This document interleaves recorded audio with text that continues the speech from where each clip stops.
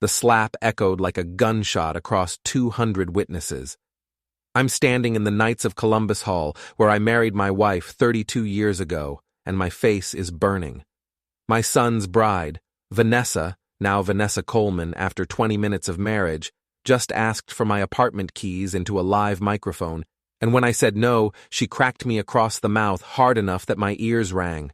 The room gasps, phones come out, someone near the open bar laughs nervously, then stops when nobody joins in.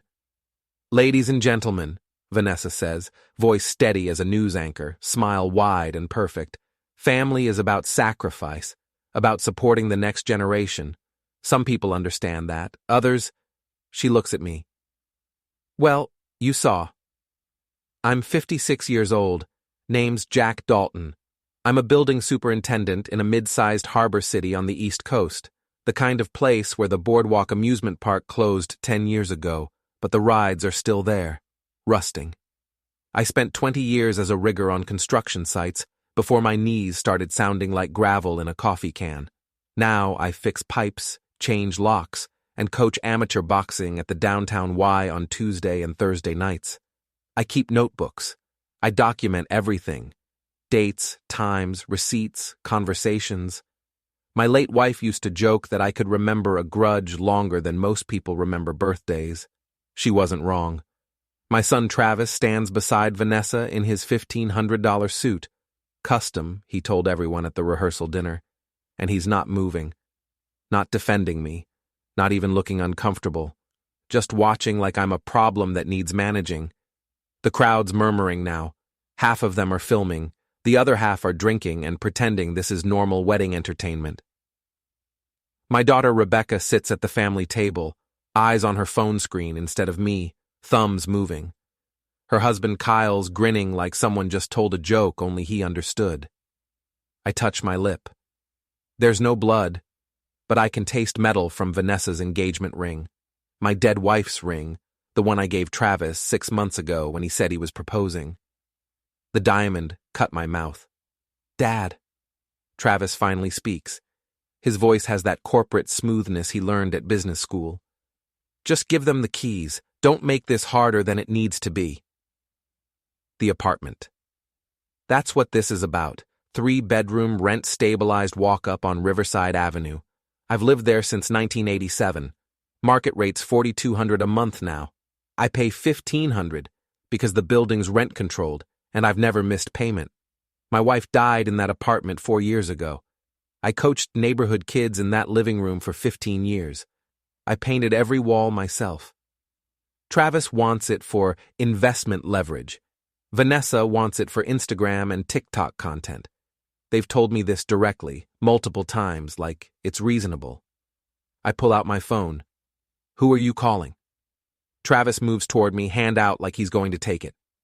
"Dad, don't—" I dial. It rings twice. "Vincent," I say, "I need you at the Knights Hall, right now." Silence on the other end. Then, "Be there in 20. I hang up. Travis's face changes. "You didn't." "I did." Dad, that's manipulative as hell. "So's asking for my keys at your wedding reception." Vanessa leans into the microphone again. "Everyone, I apologize for this disruption. Family dynamics can be complicated, especially when certain people refuse to adapt to modern realities. We'll continue celebrating in just a moment." The DJ starts music back up. Awkward dancing resumes. But people keep watching me. I stand there, hand on my burning cheek, and wait. 28 minutes later, I'm counting, habit from years of logging work orders, the hall doors open. Vincent Caruso walks in. He's 59 years old, moves with a wooden cane since the stroke 3 years back, and he's wearing the same gray suit he wore to my wife's funeral. His union steward pin is on his lapel. He takes his time crossing the floor, but every person over 40 in this room knows exactly who he is. Vincent ran the dock workers union for 18 years. He kept half this neighborhood employed through the 2008 crash. He paid for Travis's first year at community college when my wife got sick, and the cancer bills ate through our savings so fast I had to take triple shifts just to keep the lights on. He never asked for payback. Never even mentioned it to Travis. Just sent checks directly to the college bursar's office with a note saying it was a union education scholarship. Travis sees him and goes white.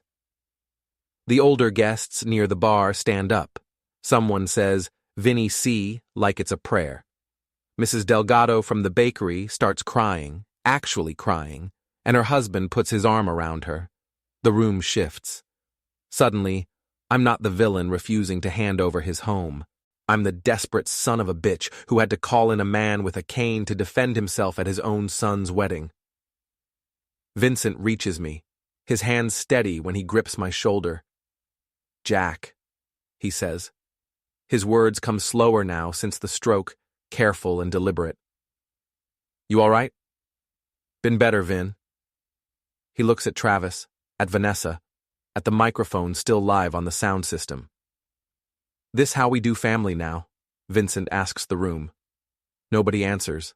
The music's still playing, but nobody's dancing anymore. Vincent turns to Travis. "I paid for your school, kid, did you know that?" Travis opens his mouth, closes it. "Your dad worked 80-hour weeks while your mom was dying, couldn't afford tuition. So I covered it. Told you it was a scholarship because your mom asked me to. She didn't want you feeling like you owed anybody. She wanted you to earn your pride." Vanessa's smile is gone now. "And this is what you do?" Vincent continues. "Ask for his home at your wedding? Let your wife hit him?" "It's complicated." Travis starts. "No," Vincent says. "It's simple. You don't take from people who gave you everything." He hands me his car keys, not my apartment keys, just his keys, and we walk out together. Behind us, the party dies like someone cut the power. Outside in the parking lot, Vincent leans on his cane and looks at me. "You ready for what comes next?" he asks. "What comes next?" "They're gonna come for you, Jack. Hard. This kind of embarrassment? They won't let it go." "Let them come." "You sure?" I think about my apartment. My wife's paintings still on the walls. The kitchen table where we drank coffee for 3 decades. The locks I'm going to change tomorrow morning. "If they wanted keys," I say, "I'll show them what doors really do." Vincent nods slowly. "Call me if you need backup." "I will." He drives off. I stand in the parking lot watching the city lights reflect off the harbor until my face stops burning. Then I go home and start making lists. The apartment smells like old coffee, radiator heat, and 32 years of memory. It's 3 a.m. Sunday, and I'm sitting at my kitchen table with 4 notebooks spread out like crime scene evidence. Maybe that's exactly what they are. Evidence of theft that hasn't happened yet, but is definitely coming. My wife's name was Sarah. She died 4 years ago this November. Ovarian cancer, stage 4, 14 months from diagnosis to the funeral. The medical bills were catastrophic even with insurance. We burned through our savings in 6 months. I worked every shift I could get, building maintenance, emergency repairs, weekend side jobs, fixing locks and doors for cash. Vincent covered Travis's first-year tuition without us asking. Just sent those checks, $7,000 total, directly to the college. When I tried to pay him back later, he refused. Said it was what the union did for members in crisis. Said Sarah had already thanked him enough. Travis graduated, got a job in corporate marketing, started calling himself a brand development strategist. Met Vanessa at some networking event where everyone had business cards and ambition. They moved fast, engaged after 8 months, married today. Rebecca, my daughter, went the influencer route. She runs an Instagram account called Family Truth Project, where she posts about toxic parenting and breaking generational trauma cycles while selling skincare products through affiliate links. She's got 400,000 followers. She's monetized our dead mother's memory and calls it activism. Her husband Kyle's a hustler with vague job descriptions. Consulting, import-export coordination, asset management. Nothing that comes with a W-2 or benefits or any kind of paper trail I can verify. I open my building access logs, totally legal, part of my superintendent duties, and scroll back 3 weeks. There, Kyle Patterson, Saturday, October 14th, 3:47 p.m. Used the master key fob to access the basement storage area when he knew I'd be at the gym coaching. I check my storage locker the next morning. Nothing obviously missing, but the padlock has fresh scratches around the keyhole. Someone tried to pick it or shimmy it. They didn't succeed, but they tried. On my kitchen counter, there's a stack of mail that came to the building yesterday. Wedding vendor bills, all addressed to Travis and Vanessa Coleman. I open them because they're delivered to my building and I'm the super, which gives me certain responsibilities regarding resident mail, especially when it concerns building-related events. Catering invoice, $14,000 past due. DJ service, $3,000 past due. Photography, $4,500 past due. Florist, $2,200 past due. There's a note paperclipped to the catering invoice in someone's handwriting. Vanessa's gift coordinator says all cash gifts are being processed through her fintech app now. We're still waiting for payment on the venue deposit. Please advise. I photograph every page, front and back, time-stamped. My phone's voicemail is full. I start listening. Mr. Dalton, this is Amanda from Elegant Events. We coordinated your son's wedding florals. We're still waiting on payment, and frankly, Vanessa's assistant has been extremely rude about the whole situation. If you could please call us back, we'd appreciate it. Thank you. Save. Jack, hey, this is Danny Rodriguez with Rodriguez Photography. Listen, I hate to drag you into this, but your son and daughter-in-law are 3 weeks past due on their balance and they're not returning calls. The contract had your name as a reference, so I'm hoping you can help sort this out. Give me a call when you can. Save. 4 more messages just like that. Vendors chasing money, all of them polite but increasingly desperate. All of them promised payment. None of them paid. Then I find the screenshot. It came 2 days before the wedding from someone I don't know, a phone number I don't recognize, with a message that just says, "Thought you should see this." It's from a group chat called V's Bride Squad. 7 participants. The messages are from 3 weeks ago. Vanessa, 11:34 p.m. Make sure everyone understands the apartment thing is about Jack being controlling, not about money or anything reasonable. Bridesmaid, Tiffany. Got it. Toxic boomer energy? Vanessa. Exactly. Travis is working the family angle. I'll work the crowd. Old man won't know what hit him. Bridesmaid, Jessica. Are you really gonna ask for the keys at the reception? Vanessa. Absolutely. Public pressure works. He won't say no in front of everyone. Bridesmaid, Tiffany. What if he does? Vanessa. Then we escalate.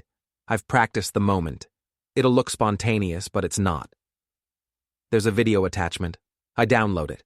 It's Vanessa in a bathroom mirror. Looks like a hotel bathroom based on the marble, practicing a slap. She's checking angles, watching her form, adjusting her stance. She does it 4 times in the 15-second clip. The caption on someone's Instagram story, screenshot included, V getting her Oscars moment-ready LOL with crying, laughing emojis. They rehearsed it. My son's wife practiced hitting me in a mirror and posted it online where her friends could laugh about it. I print everything. The chat logs, the video screenshot, the vendor invoices.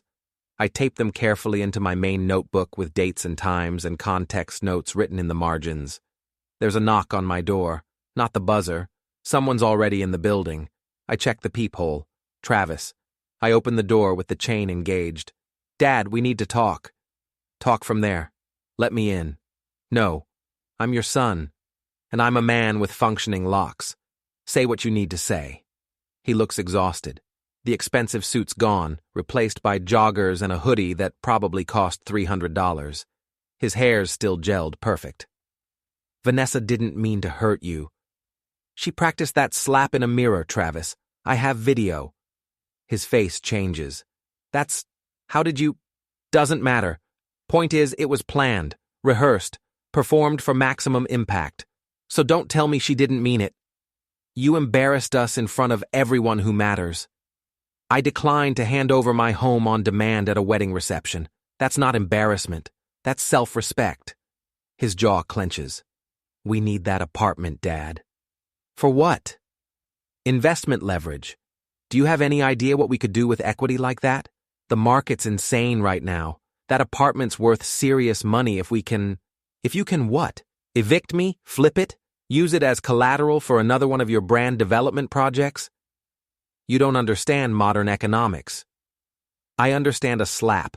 I understand vendors you're not paying. I understand that you're 3 months into a marriage and already drowning in debt you can't handle.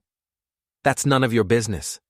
It became my business when your wife hit me and demanded my keys on camera. He leans against the door frame.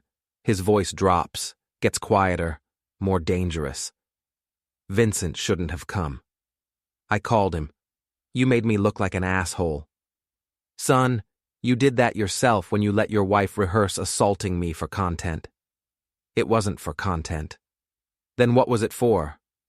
He doesn't answer. Go home, Travis. This isn't over. Yeah, it is. He leaves. I close the door, engage both deadbolts, slide the chain. Then I go down to the basement and check my storage locker again, this time with a flashlight and real intention.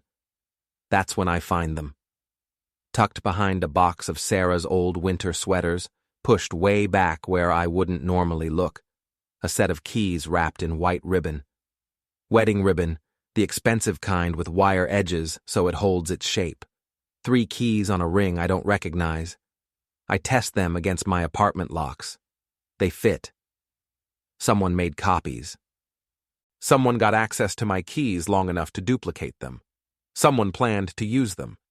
I bag the keys in a plastic evidence bag. I keep them for repair work and label it with date, time, location found. Then I take photographs from 6 different angles with my phone's timestamp visible in each shot. Evidence. Because this isn't over. Travis was right about that, but he's wrong about who's going to win. Monday morning, 7 a.m., I'm at Morton's Hardware on 4th Street buying restricted keyway cylinders. The clerk is Danny Morton Jr., whose father I used to box with at the Y before his dad's heart gave out 5 years ago.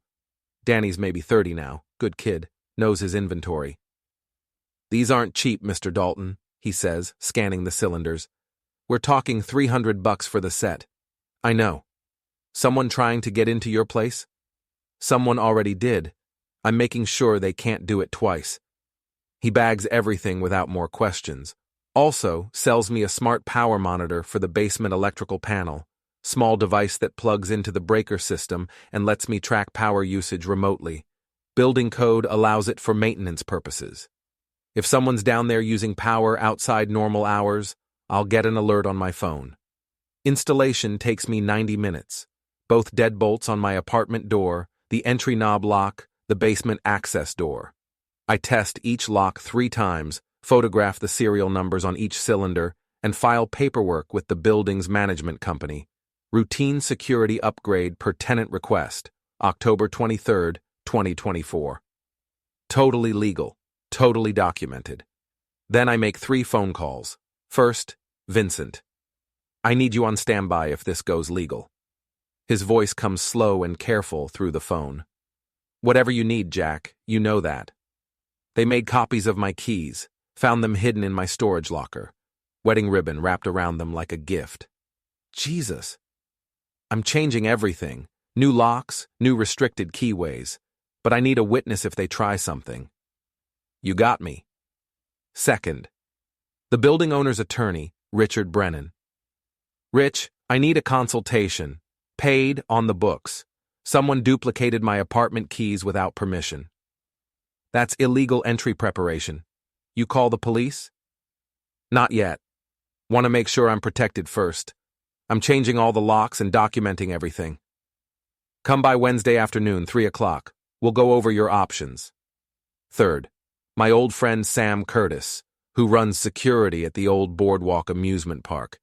The place is closed to the public, but they keep minimal security because the city still owns it, and there's always talk of redevelopment that never happens. Sam, I need a favor. Surveillance access to your parking lot. Someone's moving merchandise through there at night. Who? My son-in-law Kyle. Sam whistles low. Family stuff, huh? the worst kind. What's he moving? Registry gifts, probably. Maybe electronics, storing them off-site to keep them away from creditors or people asking questions. Want me to stop him? No, I want you to record him. Legal surveillance, public parking lot. Just need documentation. I can do that. When? He's been going Thursday nights around 11, like clockwork. I'll set it up. Wednesday afternoon, I'm in Rich Brennan's office on the 6th floor of the First Harbor Bank building. He's 63, completely bald, built like a fire hydrant, and he's been the building owner's attorney for 20 years. We go over everything, the copied keys and wedding ribbon, the access logs showing Kyle in my storage area, the unpaid vendor invoices, the rehearsed slap video. You're building a case, Rich says. I'm protecting my property. Jack, be straight with me. What's the end game? I look out his window at the harbor. Container ships lined up at the docks, cranes moving cargo. The city that taught me how to work with my hands and keep my mouth shut and remember everything. They think I'm weak because I love their mother.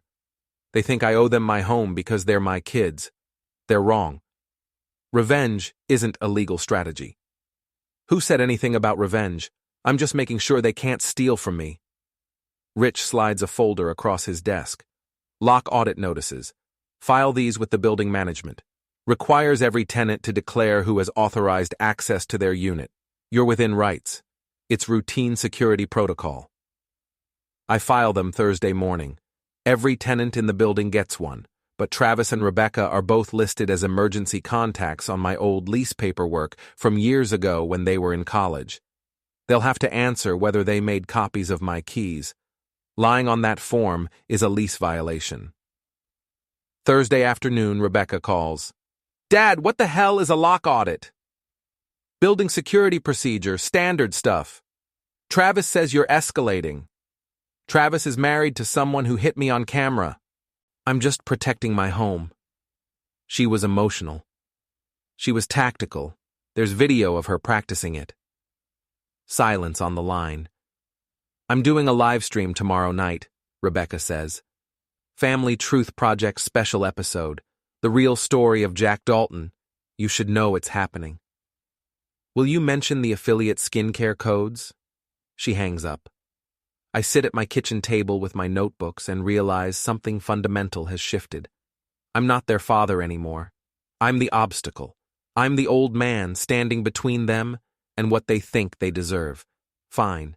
I'll be the obstacle, but I'll be the one who knows how every lock in this building works. Friday morning, a courier knocks on my door. I sign for a certified letter, the kind that requires signature confirmation. It's a notice to quit, eviction threat, official-looking letterhead, legal language, case number, the works.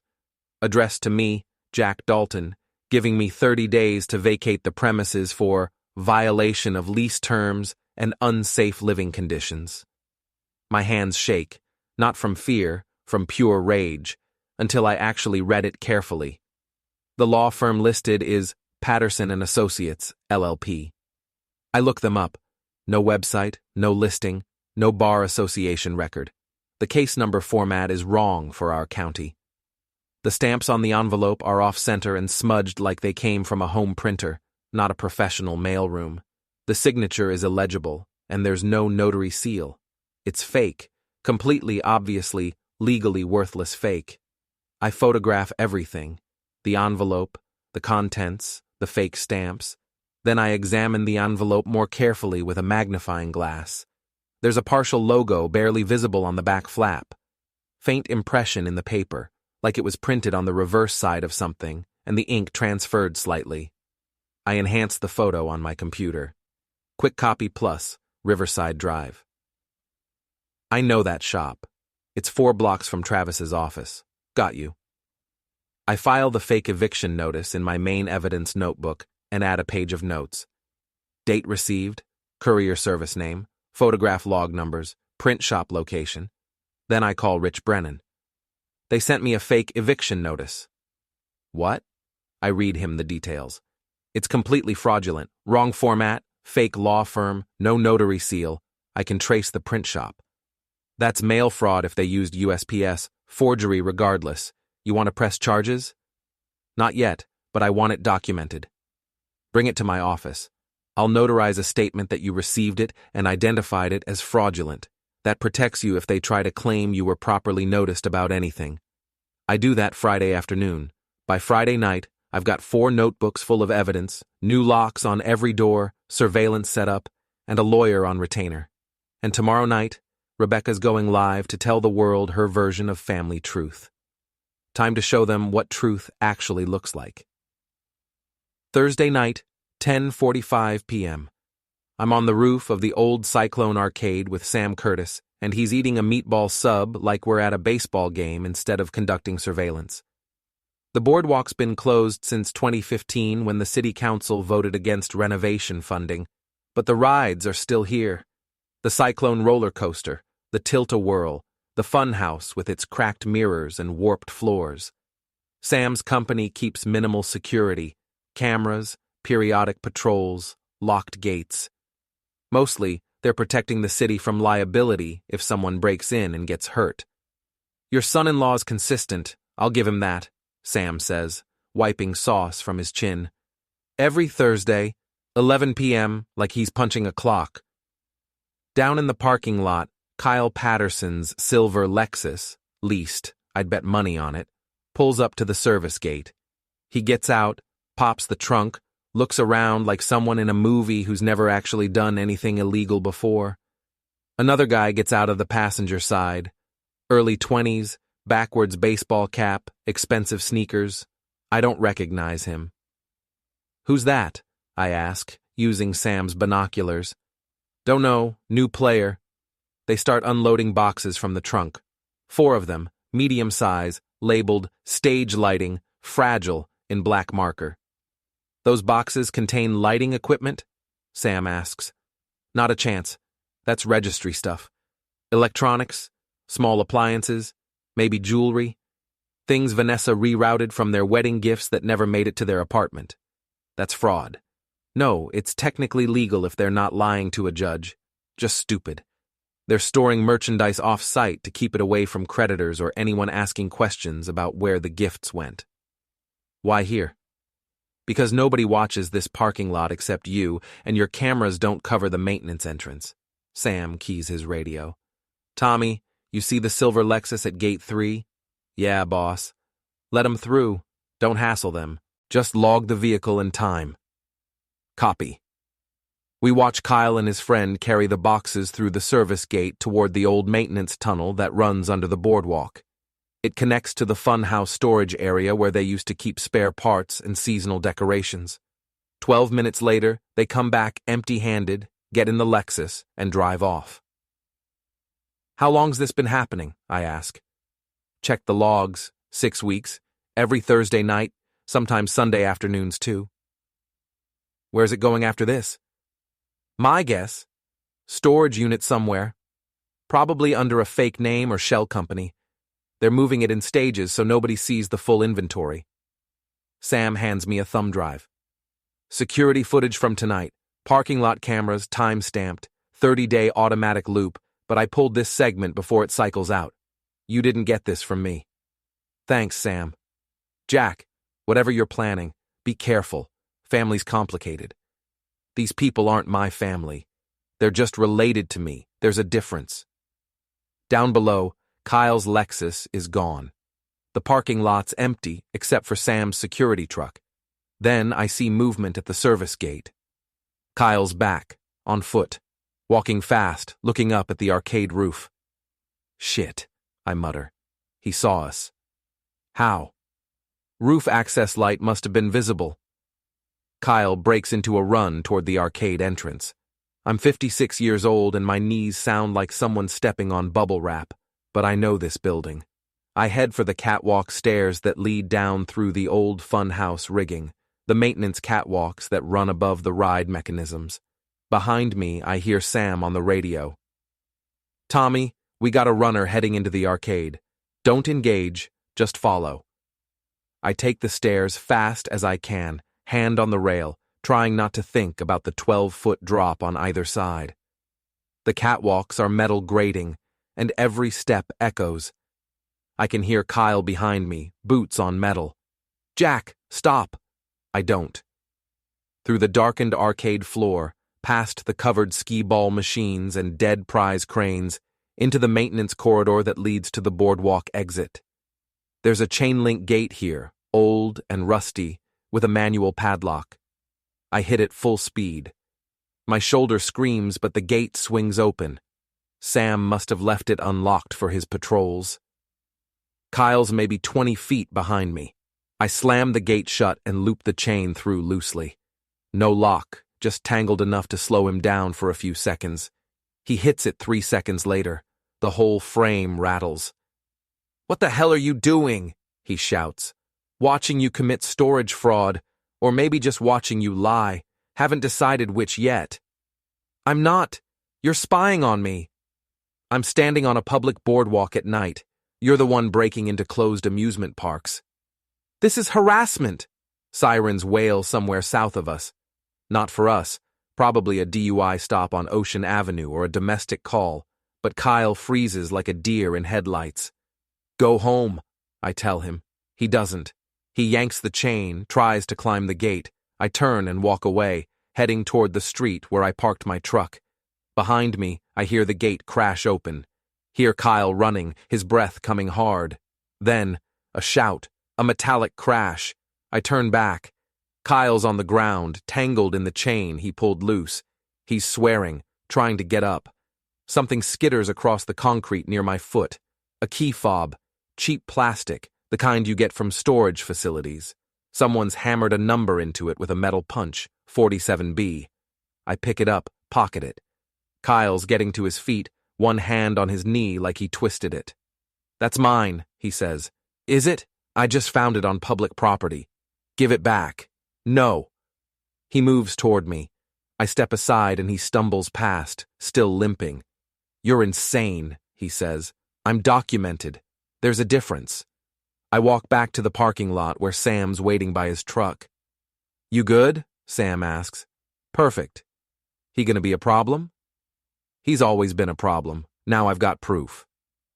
I drive home with the key fob in my cup holder and Sam's surveillance footage in my laptop bag.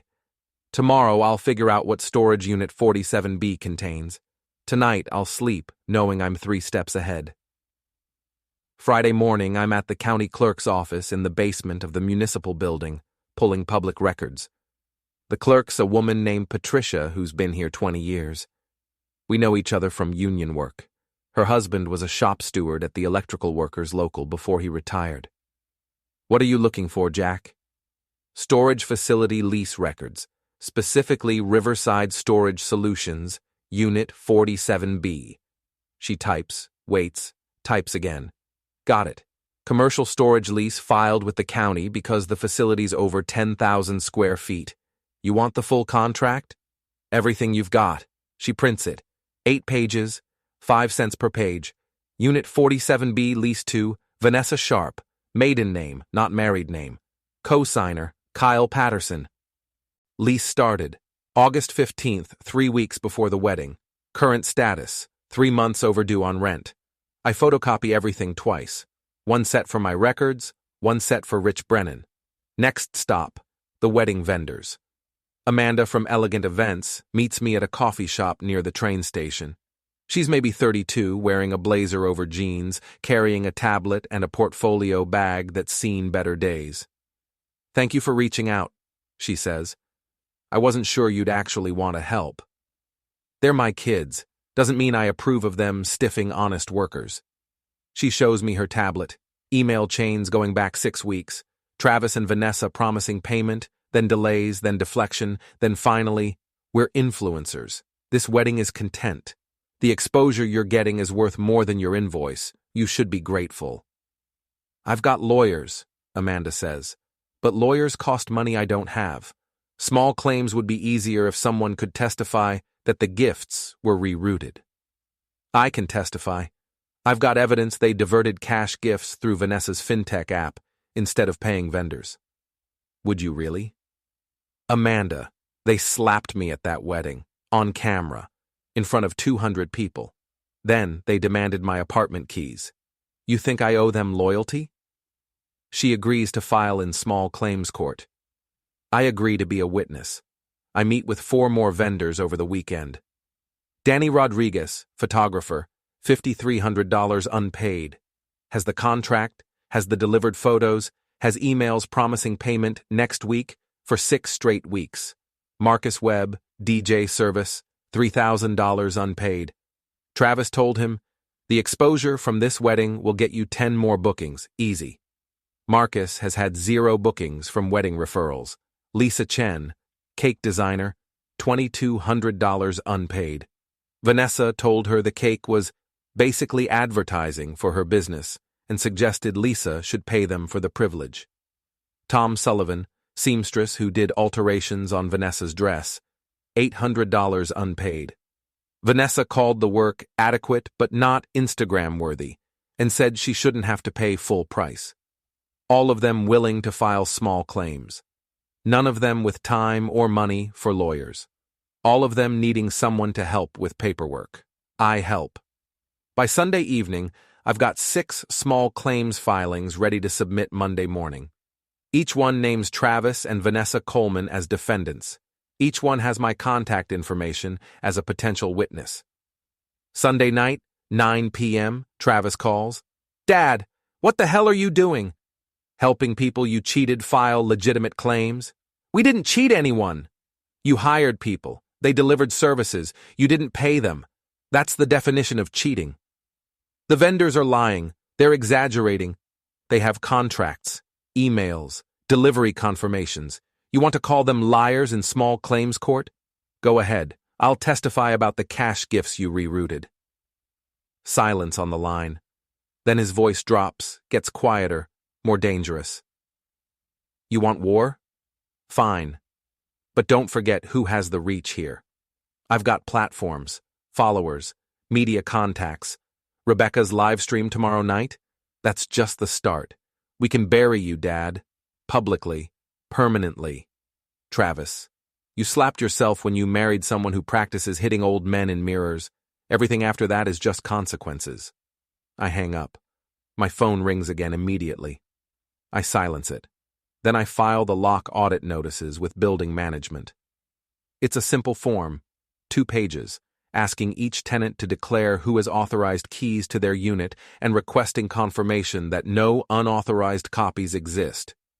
Every tenant in the building gets one. Standard procedure. But Travis and Rebecca are both listed as emergency contacts on my old lease paperwork from when they were in college, and I wanted someone local who could access my place if something happened to me. They'll have to answer whether they made copies of my keys. Lying on an official building security form is a lease violation. Potentially grounds for restricting their access to the building entirely. Monday morning, Rich Brennan calls me.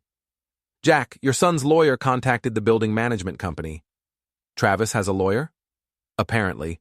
Guy named Mitchell Horowitz works at some boutique firm downtown. He's claiming elder abuse and demanding a welfare check on your apartment. Based on what? Based on you changing your locks, refusing to communicate with family, and allegedly creating a hostile environment. He's saying you're mentally unstable and potentially a danger to yourself. I laugh. Can't help it. Jack, this isn't funny. If they push this, they could get adult protective services involved. Let them. I'll show APS my maintenance logs, my work orders, my bank statements. I'm coherent, employed, paying my bills, and maintaining my property. What I'm not doing is handing my home to people who assaulted me. They're escalating. Good. Let them. Every escalation creates more documentation. That night, I sit in my kitchen and open the drawer I haven't touched in 3 years.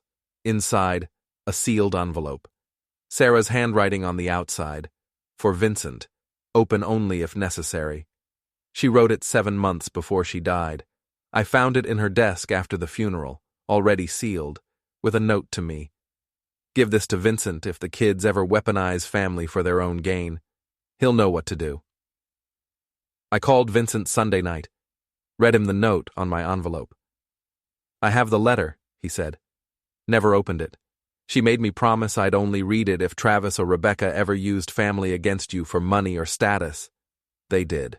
At the wedding. I know. I'll open it tonight. He called me back an hour later. What did it say? I asked. His voice was thick. She wrote, Vincent, if the kids grow sharp, please dull them. Jack's too soft to do it himself. He'll forgive them everything because he loves them. But love without limits creates monsters. I'm trusting you to set the limits I won't be here to set. Love, Sarah. Now I'm holding my envelope, the one meant for me, and I'm thinking about limits. About doors and who gets keys. About the difference between family and people who share your blood but not your values. My phone buzzes. Rebecca's posted the live stream announcement, Family Truth Project Special, The Real Jack Dalton, 8 p.m. tomorrow. The promo image is a photo of me from Sarah's funeral. I'm standing alone by her casket, face gray with grief. Rebecca's caption, Tomorrow we're talking about narcissistic parents, financial abuse, and the cycle of control. Content warning, family trauma, emotional manipulation. Family truth, healing journey, toxic parents. Vanessa's already in the comments. Abusers hide behind silence. Thank you for being brave enough to speak truth. 1,800 likes in 40 minutes. Fine. Let's see what happens when the silence breaks. I open my laptop and start uploading files to a private folder. Vendor invoices, the fake eviction notice, the bridesmaid chat screenshots, Sam's surveillance footage, the storage unit lease under Vanessa's maiden name, the photo of the copied keys and wedding ribbon. Everything time-stamped, everything documented, everything true. Tomorrow night, Rebecca's going to tell her version of our family story. I'm going to tell the truth. Tuesday morning, the sky looks like dirty dishwater and the wind smells like rain coming off the harbor. I'm headed to Travis's construction site on Porter Street because the neighborhood Facebook group is blowing up about noise violations, unsecured scaffolding, and workers leaving mid-shift. My son bought a row house teardown 8 months ago, called it Adaptive Urban Reuse. His plan was to gut it and convert it into luxury loft condos, except he's hemorrhaging money and the crew walked off 3 days ago. There's a sign out front, Coleman Properties, modern living redefined with a rendering of what the building's supposed to look like when finished. Glass and steel, rooftop deck, the whole aspirational urban lifestyle package. The reality's a disaster. Open walls, loose tarps flapping in the wind, tools scattered across the ground, extension cords running everywhere. No workers, no safety cones, no building inspector sign-off visible anywhere. I park 2 blocks away and walk in wearing my work boots and tool belt. Habit. Also protection. If anyone asks what I'm doing here, I'm inspecting a site that's clearly unsafe. The scaffolding's 3 stories tall and swaying in the wind. Several tarps have come loose and are about to rip free. If they do, they'll either fly into traffic or collapse onto the sidewalk where people walk their dogs. I climb up. My hands remember the rhythm. 30 years of rigging work never leaves your body. But my knees argue with every step. The rain starts as I reach the 3rd level, fat drops that hit the metal with a sound like typing. I'm tying down a corner tarp that's completely unsecured when I hear boots on metal below me. Dad! What the hell are you doing? Travis is standing on the ground level, looking up. He's wearing a hard hat and a high-visibility vest over his business casual outfit, like he's playing dress-up as a contractor. He's carrying a piece of rebar like it's a weapon. Securing your site, I call down. You've got 6 major violations visible from the street. City's gonna shut you down. Get down here, now. In a minute. That's not a request. He starts climbing. Fast. Angry. The whole scaffold sways with his weight. I finish the tarp tie and turn around. Put the rebar down, Travis. You're sabotaging me. That's what this is. You can't stand that I'm building something. You're not building anything. You're creating a liability that's going to get someone hurt. This is my project. This is a code violation waiting for someone to notice. He swings the rebar.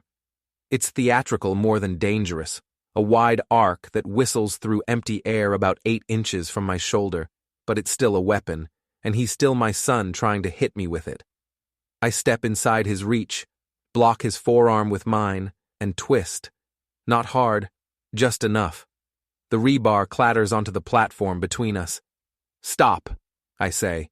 He shoves me with both hands. I'm ready for it. Hook his safety harness with one hand. He's wearing one, at least that's something. And clip the D-ring to the rail line. Quick motion. Muscle memory from 3 decades working high iron. Let me go. You're clipped so you don't fall. That's safety protocol. You should know that since this is your site. The rain's coming harder now. Thunder rolls somewhere over the harbor. I pull out my phone, dial the city safety hotline, put it on speaker. This is Jack Dalton. I'm at 447 Porter Street, reporting an unsafe construction site. Scaffolding unsecured, no workers present, no visible permits, owner on site without proper fall protection until I clipped him. The operator's voice comes through clear despite the rain. Are people in immediate danger? Yes. The scaffolding's unstable and tarps are coming loose. This is a collapse risk. We're dispatching an inspector. Stay on site if safe to do so. I hang up. Travis is staring at me like I've grown horns. You just destroyed my project. No, you did that when you stopped paying your workers and ignored safety codes. You vindictive son of a bitch. I'm a rigger who knows what unsafe looks like. This site is going to kill someone if it's not shut down. I unclip him from the rail and start climbing down. My legs shake when I hit the ground. 17 minutes later, I'm counting, always counting. A city inspector pulls up in a white truck with municipal plates. She's maybe 45, short dark hair, clipboard, zero patience for nonsense. Her name tag says Inspector Williams. Who's the owner?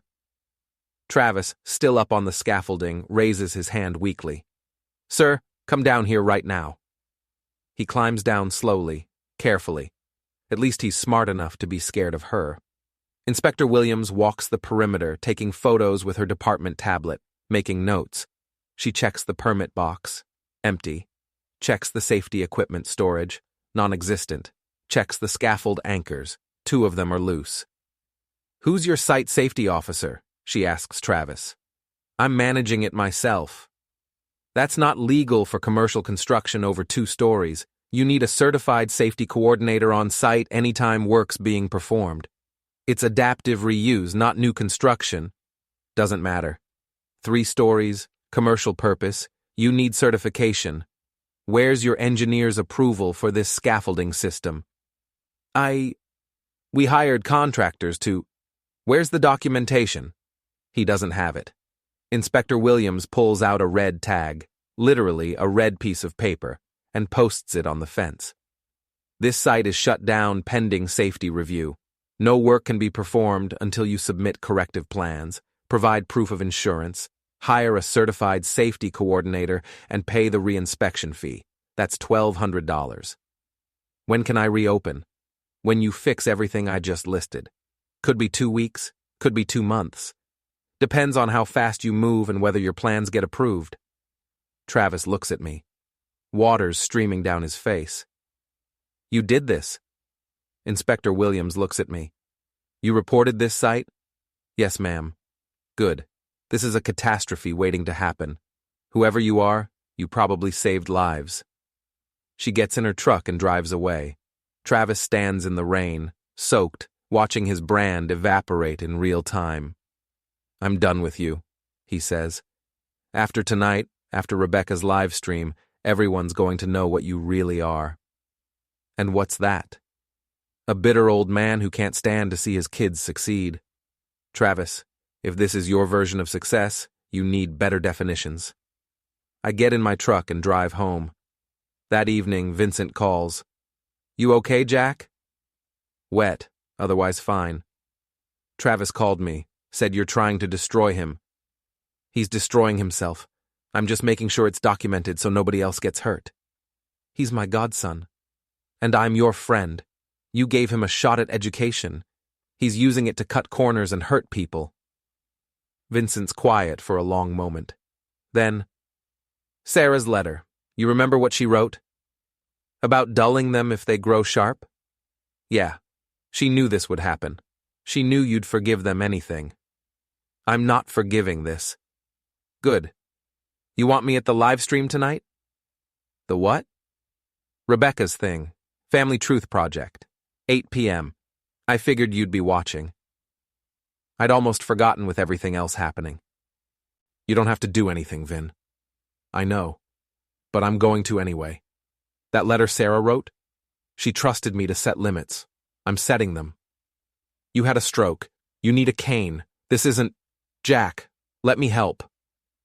I think about it. About Sarah's letter. About limits and love, and the difference between family and people who weaponize blood relation. Okay? What's the plan? I'm going to tell the truth. With evidence. Every vendor invoice, every forged document, every lie they've told. I'm putting it in the chat where everyone can see it. They're going to lose it. That's their problem. You ready for the consequences? I look around my apartment, Sarah's paintings, the kitchen table where we drank coffee for 30 years. The locks I changed myself. Yeah, I say. I'm ready. We hang up. I've got 2 hours before Rebecca goes live. I spend them organizing files, checking timestamps, and preparing to burn every bridge my children thought they could walk across. 8 p.m. I'm sitting at my kitchen table with my laptop open and my phone recording as backup. Rebecca's face fills my screen.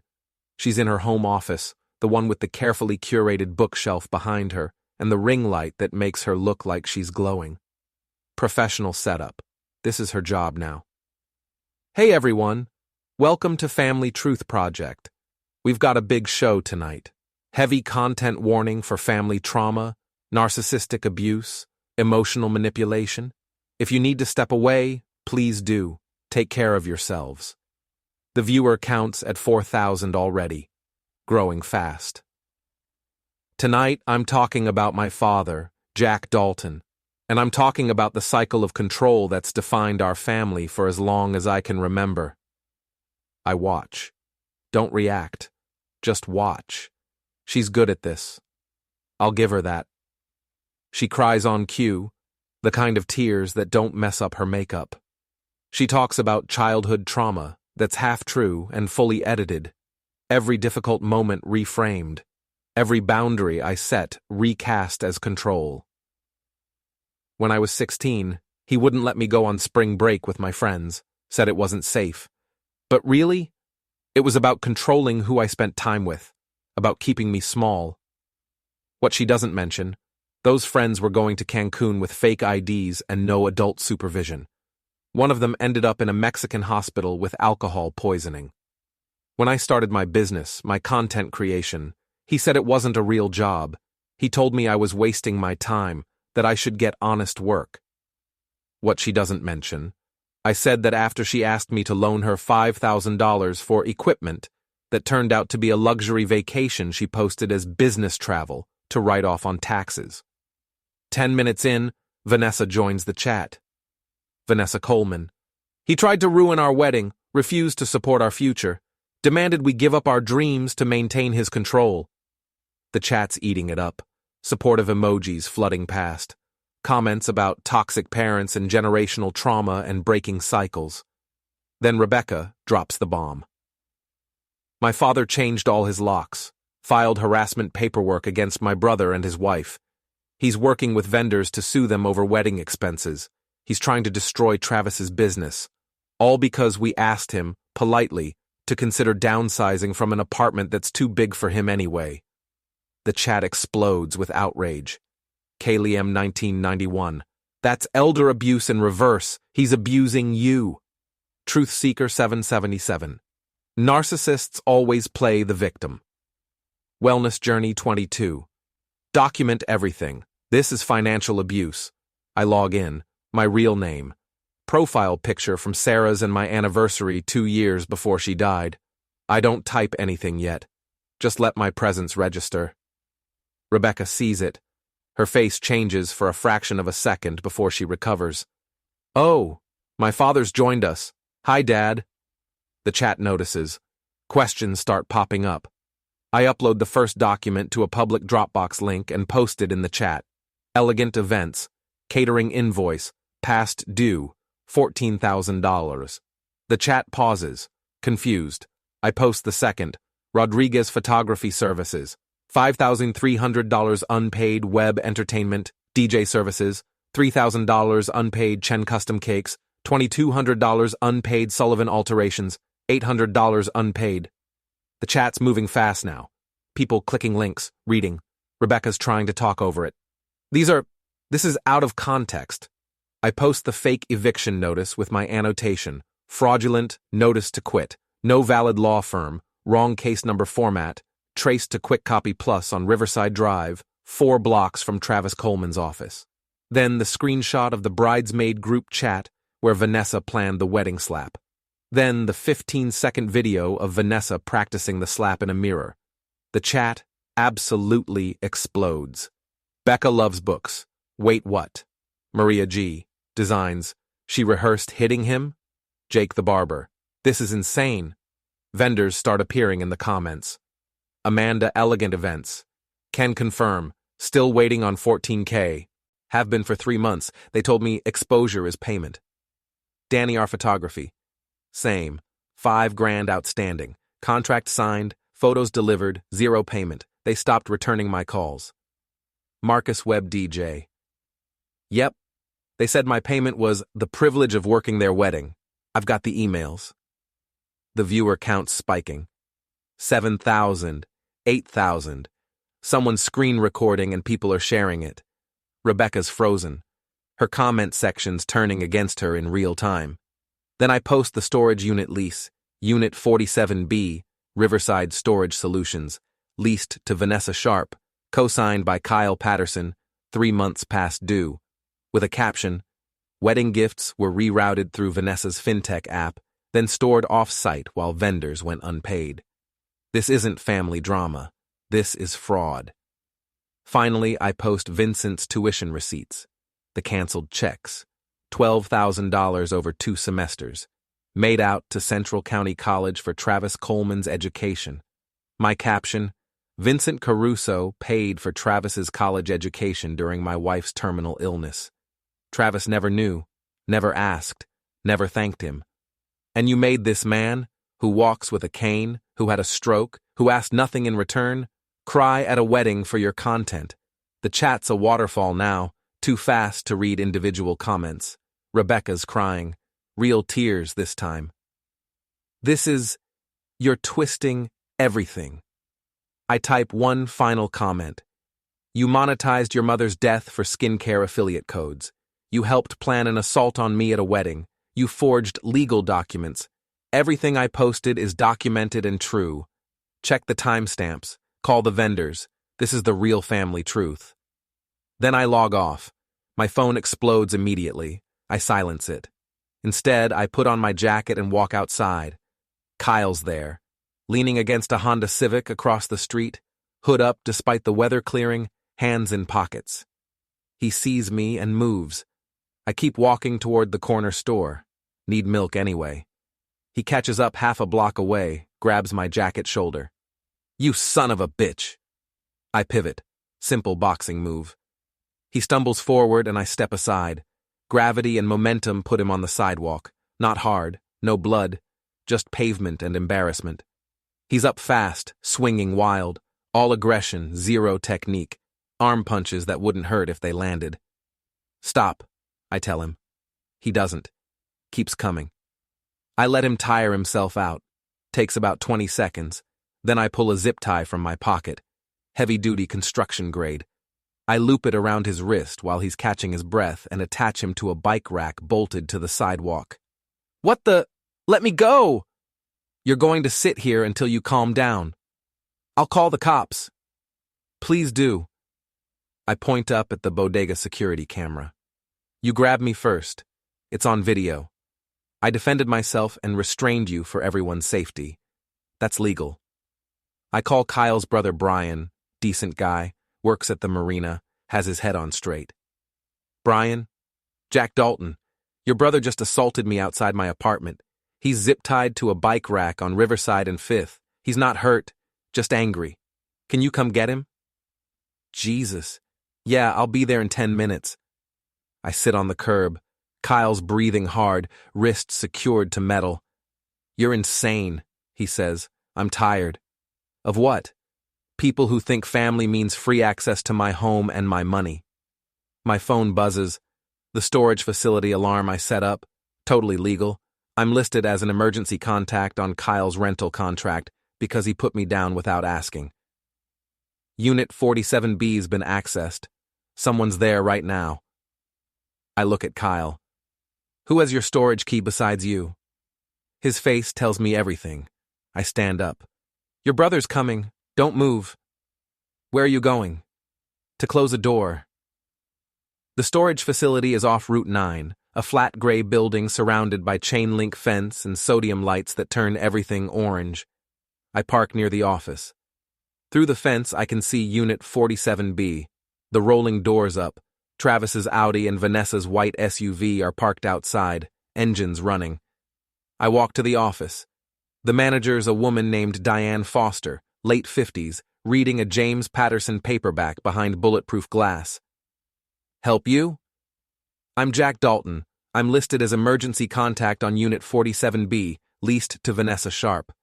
She checks her computer. Yeah, you're on here. Kyle Patterson put you down. The unit's 3 months overdue on rent. That's correct. And sublettings prohibited per your standard contract, Section 12. Also correct. I need to report a contract violation. They're storing commercial merchandise they're moving for resale. That requires commercial licensing and higher rates. Diane looks up from her book. You sure about that?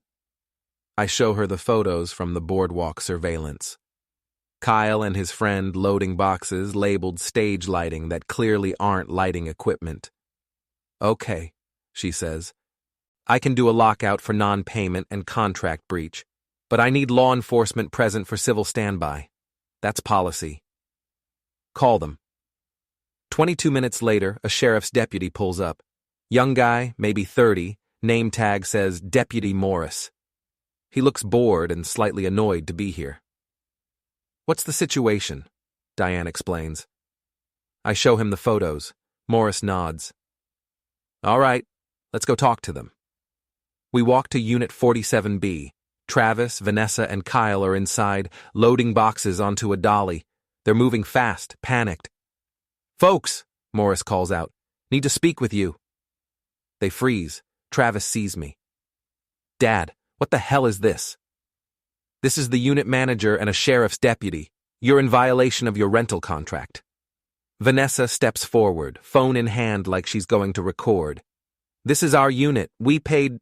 You're 3 months past due, Diane says, checking her tablet. And per contract section 12, commercial use requires commercial licensing at a different rate. You don't have that. This isn't commercial, Travis says. It's personal storage. Then why does your father-in-law have surveillance photos of Kyle moving merchandise through a closed amusement park at midnight? Morris asks. Silence. Diane pulls out a clipboard and a printed form. I'm implementing an administrative lockout effective immediately. You have 10 minutes to remove personal items only. Clothing, documents, family photos, nothing with resale value. Everything else stays until you pay the outstanding balance and we verify contract compliance. You can't. I can. It's in your contract. Paragraph 18. You signed it. The next 10 minutes are controlled chaos. Travis and Vanessa scramble, grabbing boxes. Kyle's trying to load the dolly with as much as possible. Vanessa's crying, makeup running. Travis is on his phone, probably trying to call his lawyer. I stand with Morris and Diane near the door, watching. Vanessa shoves a cart past me. You're destroying us. You know that? You're destroying your own children. I'm enforcing a contract you signed. We're family. You slapped me on camera. You forged an eviction notice. You copied my keys without permission. What part of that is family? She doesn't answer. Just pushes the cart toward her SUV. Travis is piling boxes near his Audi when he sees what I'm standing next to. A single large box, labeled in Vanessa's handwriting, wedding gifts. cash and cards. His face drains of color. That box stays, Diane says. Merchandise with monetary value falls under the lien until you satisfy the debt. That's ours. That's collateral now. Travis moves toward the box. Morris steps between them. Sir, don't touch that. It's my property. It's disputed property in a contract violation case. Don't touch it. Diane's photographing the box, making notes. Morris is filming with his body camera. Travis lunges toward me instead. You vindictive piece of... I step aside. He crashes into a metal shelving unit. The impact knocks loose a box on the top shelf. It falls, splits open. Packing peanuts explode everywhere, white foam pouring across the concrete floor like snow in a blizzard. The whole facility goes silent. Travis is on his hands and knees in foam. Vanessa's staring, mascara-streaked face frozen. Kyle's halfway to his car, looking back like he's watching a building collapse. Morris keys his radio. Everything okay here?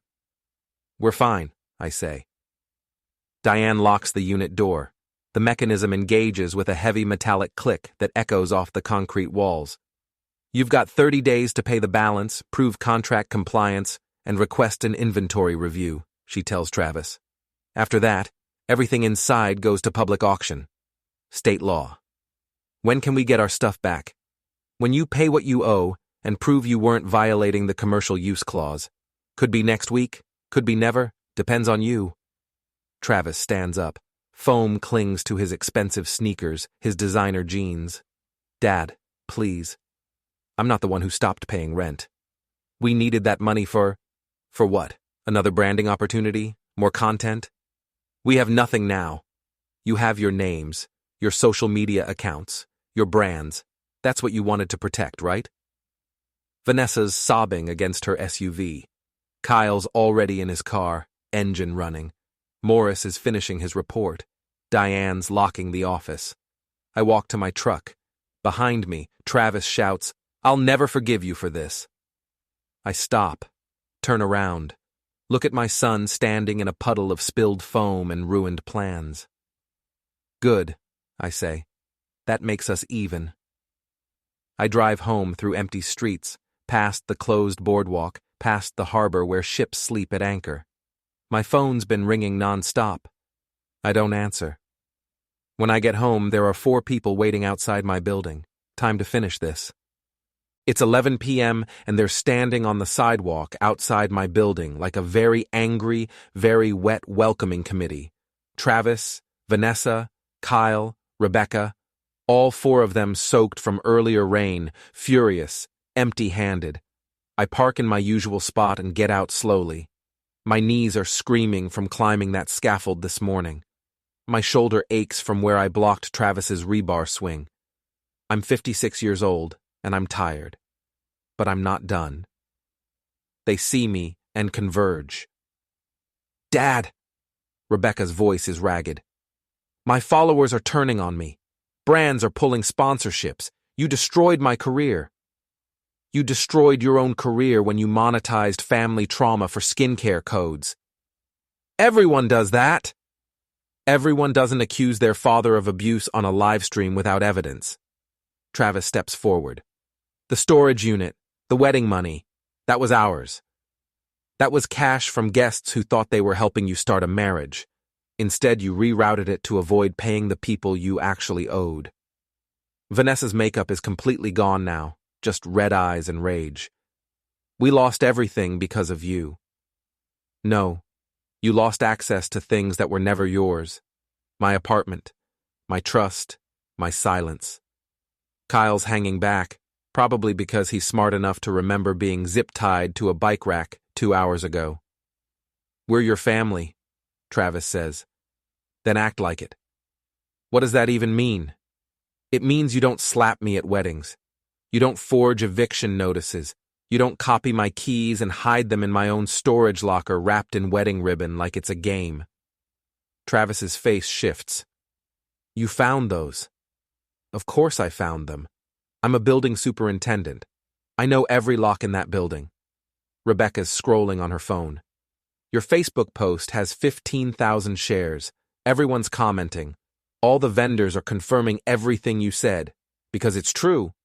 Truth doesn't matter. Narrative matters. You don't understand modern media.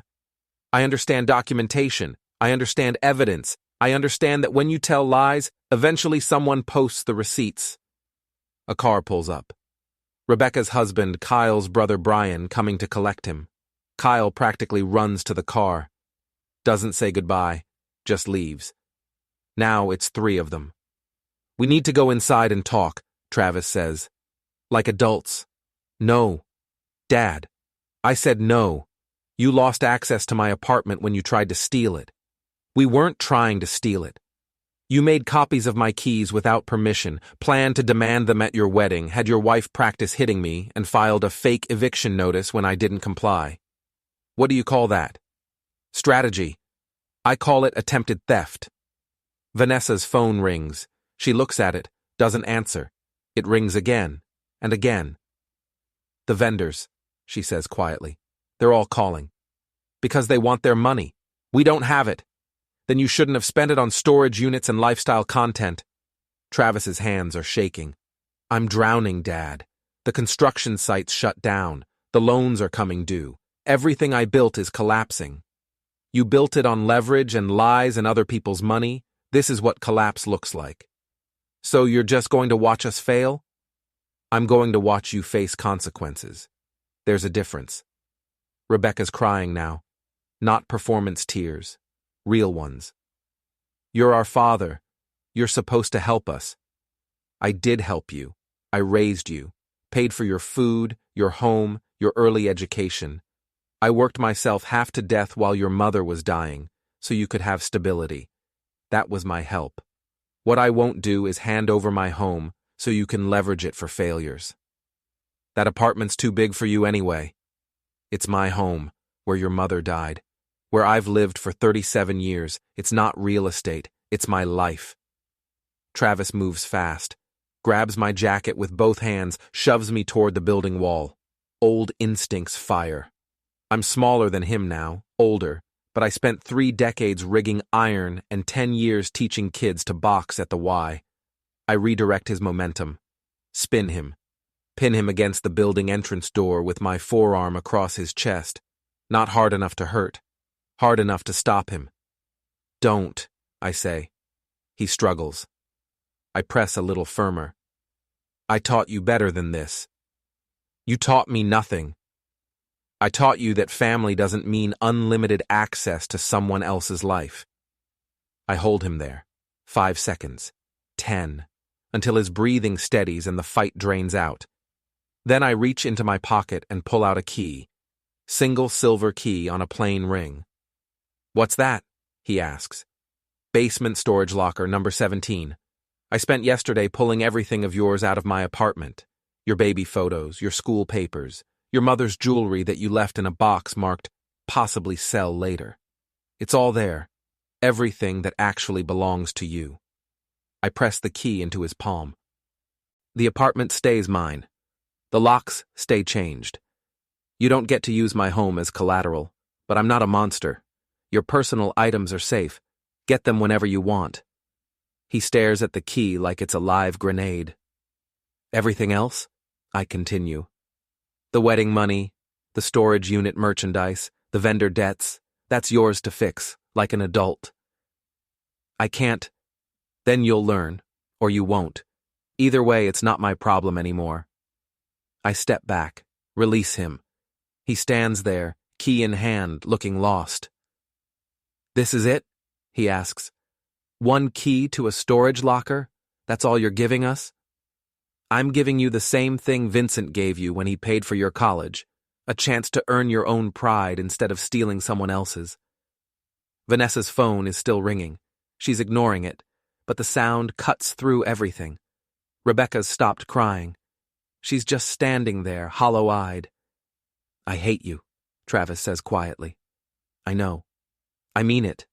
I really hate you. I know. He turns and walks away. Vanessa follows. Rebecca stands there a moment longer, then leaves too. I watch them disappear down Riverside Avenue toward wherever they parked.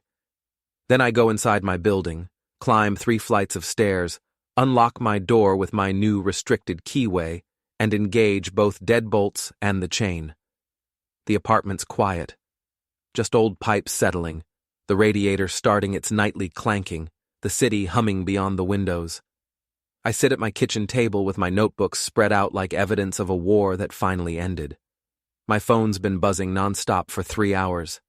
I silence it completely and set it face down. Instead, I look around the apartment. Sarah's watercolor paintings still on the walls, harbor scenes she did the year before she got sick. The kitchen table where we drank coffee every morning for 30 years.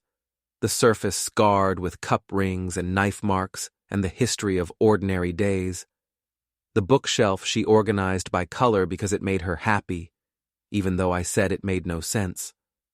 The window that faces the harbor where we used to watch ships come in. This place isn't perfect. The floors are scratched. The radiator sounds like someone's banging pipes with a hammer. The bathroom tiles are cracked, and I keep meaning to replace them but never do. But it's mine. I paid rent here for 37 years. I raised my kids here. I watched my wife die here. I learned how every lock works, how every pipe connects, where every electrical junction lives behind the walls. Nobody gets to take that from me because they think they deserve it more. My laptop's still open to Rebecca's live stream page. The video's been taken down, but the comment section is still live, still scrolling with reactions. Danier Photography. Just filed in small claims court, thanks to Jack Dalton for the evidence. Amanda Elegant Events. Same. If anyone else is a vendor they stiffed, DM me, we're coordinating. Maria G. Designs. I used to follow Family Truth Project for the content, but this is beyond. Unfollowing. Truthseeker 777. Wait, so she was lying about her dad? This whole account is fake? Becca Loves Books. The video of the wife practicing the slap. That's psychotic. 15,000 comments. 20,000 shares. Rebecca's follower count dropping in real time. I can see it in her profile stats. She's lost 80,000 followers in 3 hours. Travis's Instagram has turned off comments. Vanessa's account is private now. Kyle's LinkedIn says he's between opportunities. I close the laptop. There's a knock on my door. Soft, hesitant. I check the peephole. Vincent. I open the door, chain still on. Vin, it's almost midnight. I know, can I come in? I let him in.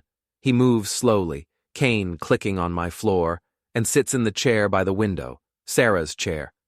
You okay? He asks. Tired. You watched the live stream? Part of it. Then I posted the truth and logged off. It's everywhere, Jack. Someone screen recorded the whole thing. It's on Twitter, Reddit, everywhere. People are calling it the most brutal takedown they've ever seen.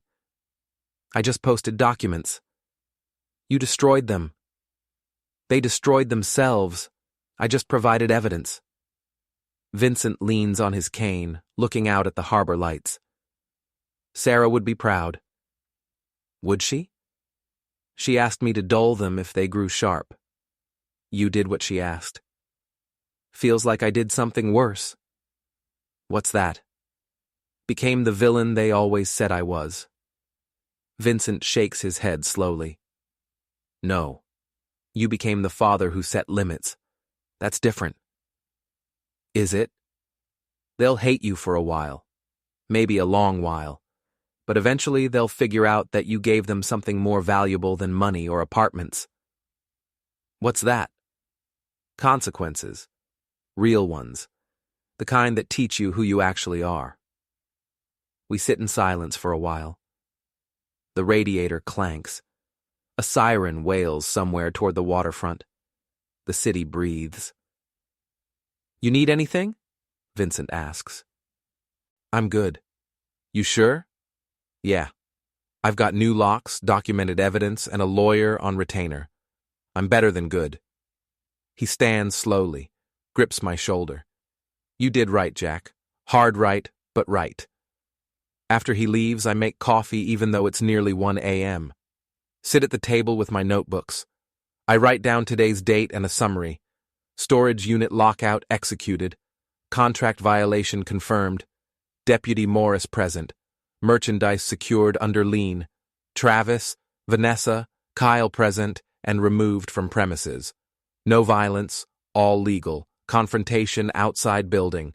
Travis, physically aggressive, subdued without injury. Provided key to storage locker 17 containing personal items. Made clear, apartment remains mine, no negotiation. Livestream evidence posted, vendor corroboration in comments, Rebecca's platform collapsing, Travis's projects shut down, Vanessa's reputation destroyed, Vincent visited, confirmed Sarah's wishes fulfilled. Status, all locks secured, all evidence documented, all bridges burned. I close the notebook. My phone buzzes one more time. I almost ignore it, but something makes me check. Text from a number I don't recognize. Mr. Dalton, this is Amanda from Elegant Events. Just wanted to say thank you. You didn't have to help us, but you did. We filed in small claims today. You're a good man. I don't respond, just set the phone down. Good man, villain, father, obstacle. I'm all of them and none of them. I'm just a 56-year-old building superintendent who knows how locks work and refuses to hand over the keys to people who think blood relation means unlimited access. I finish my coffee, wash the cup, check all the locks one more time, then I go to bed in the apartment I'm keeping.